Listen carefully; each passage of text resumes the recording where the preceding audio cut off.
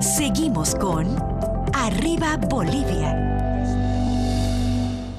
Gracias por continuar junto a su programa Arriba Bolivia, y recordarán que la anterior semana en Santa Cruz de la Sierra se llevó a cabo una reunión muy importante. 32 países se reunieron para hablar de un transporte viable para los países sin acceso al mar.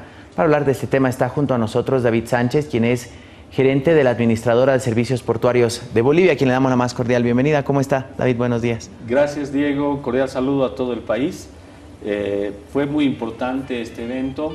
Lo inauguró el presidente Evo en la ciudad de Santa Cruz y nos sorprendió muchísimo, creo que con gran expectativa, la presencia de Perú también, y hablando de mayor proyección, coordinación para concretamente el tema Bolivia.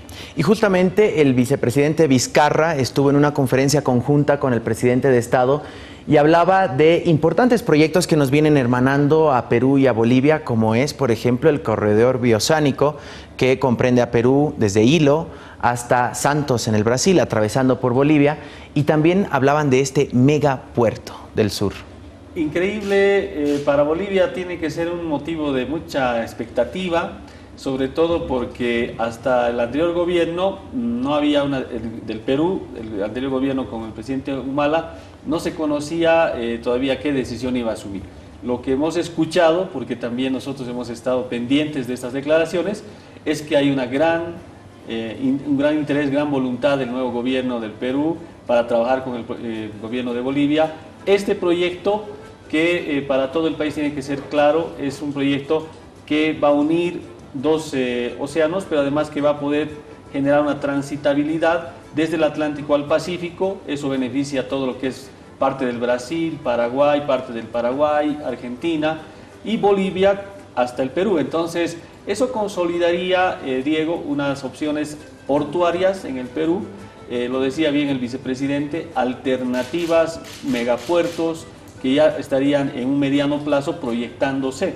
Entonces, esto te da una gran oportunidad, diríamos, para lo que decía, se hablaba en este encuentro, cómo bajas estos costos en el comercio internacional para los países sin litoral. Estos elementos, sin duda alguna, van a ayudar muchísimo. Y que este tren bioceánico se convierte justamente en el proyecto más ambicioso de Latinoamérica, de Sudamérica. Son 6 países que se benefician, 6 de los 12 de Sudamérica se beneficiarían con este tren bioceánico.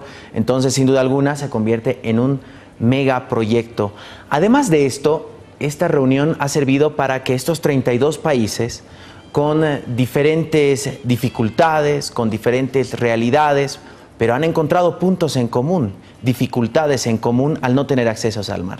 Claro, uno de los elementos importantes en estos foros de alto nivel es que se requiere, en definitiva, tomar decisiones y acciones. Por ejemplo, lo que hablaba el canciller David Choquehuanca, en las conclusiones se solicite la construcción de un puerto para estos 32 países, 32 puertos, por lo menos de los que han existido, cada país con un puerto. Imagínense que nosotros podríamos tener estas opciones ya de un puerto para un país sin litoral para que se pueda operar la mercancía que llega de ultramar hacia territorio boliviano y viceversa, que hoy día es el principal cuello de botella, todo lo que significa llevar por puertos extranjeros. Hay paros en otros países, se privatiza, se monopoliza, se cobran tarifas arbitrarias. Entonces, lo interesante en estos foros es que se hace a una voz unánime, se invierta en puertos. Creo que este es un elemento importante. El otro, se requiere más coordinación entre todas las instancias para medir, por ejemplo, coeficientes, como decía el presidente Evo, de libre tránsito. Porque a veces te dicen, no, pero está todo bien, puedes llegar, puedes pasar, te ofrecemos las mejores condiciones, pero en la realidad, si mides con coeficientes, no es así, ¿no? Y para que no haya un discurso de un lado o de otro, esto está bien, el otro está mal, entonces tienen que haber estos coeficientes y estos indicadores que obviamente van a ayudar muchísimo al margen de entender cuál es el perjuicio para países sin litoral respecto al comercio internacional. Y justamente la Organización de Naciones Unidas ha sacado un estudio acerca del perjuicio. Se estima que hay una desaceleración en el crecimiento económico de un 0,7% de los países que no tienen acceso al litoral. Y además cada contenedor, estas cifras realmente, si uno se pone detenidamente a analizar, son preocupantes. Me corrige si me equivoco las cifras, dólares más, dólares menos, pero a un país que tiene acceso al mar, un contenedor importar y exportar le sale aproximadamente $1,150. A nosotros exportar 3.550 e importar 4.500. Estamos hablando que es el doble y el triple que nos cuesta a los países sin acceso al mar. Sin duda alguna que ese es el costeo, porque lo que sucede es que cuando tú estás trayendo un contenedor, por ejemplo, y decide algún país abrir ese contenedor, que además es un contenedor que está en tránsito, el costo para esa apertura y esa revisión del contenedor alcanza los $700.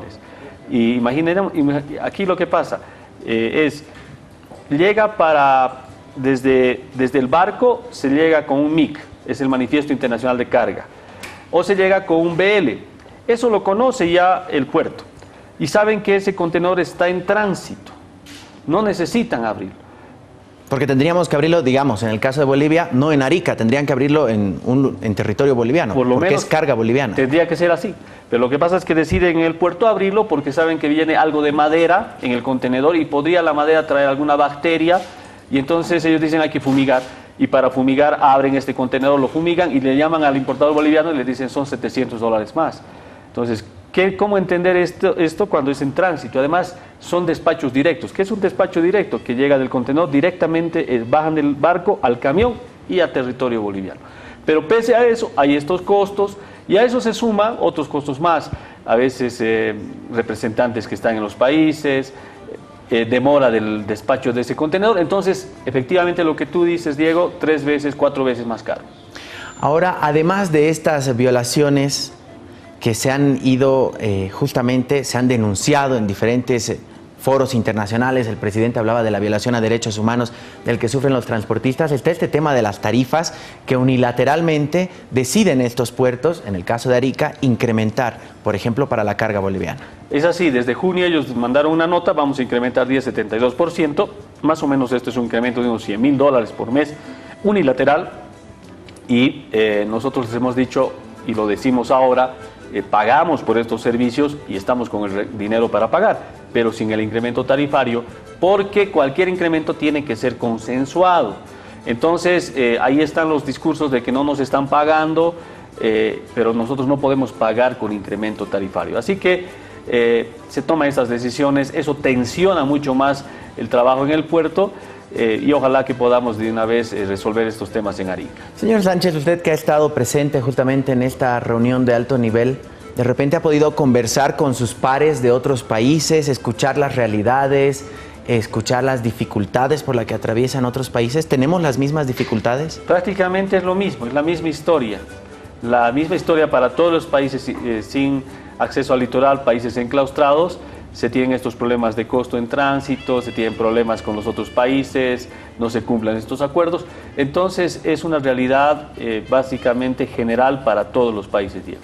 Ya para terminar y agradeciéndole su presencia, sin duda alguna, decía, avances importantes en relación a este megapuerto del sur en Perú, estos proyectos de integración caminera, integración a través del tren bioceánico. Estamos muy cerca a realizar un gabinete binacional justamente en Sucre, entonces estamos esperanzados en tener buenas noticias. Sin duda alguna se ha abierto una gran oportunidad, el que haya estado el presidente Vizcarra, vicepresidente Vizcarra, el presidente Evo, creo que ha dado una señal y un mandato. Hay que trabajar rápido, hay que cerrar temas con el Perú. No creo que tendrían que llegar los presidentes y los ministros a Sucre, la capital del Estado plurinacional, solo a darse un abrazo y salir en una fotografía.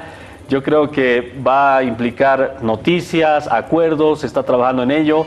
Estamos obligados nosotros a nivel operativo, técnico, ya ver temas de que se puedan concretar y que en Sucre el presidente Evo y el presidente Kuczynski estén dando una información clara de cuánto se ha avanzado para estas alternativas, para estas relaciones entre Perú y Bolivia, en el comercio exterior, en los proyectos, en las carreteras, que tiene que ver sobre todo con noticias buenas para la economía boliviana, la economía sobre todo también del sur peruano, Diego.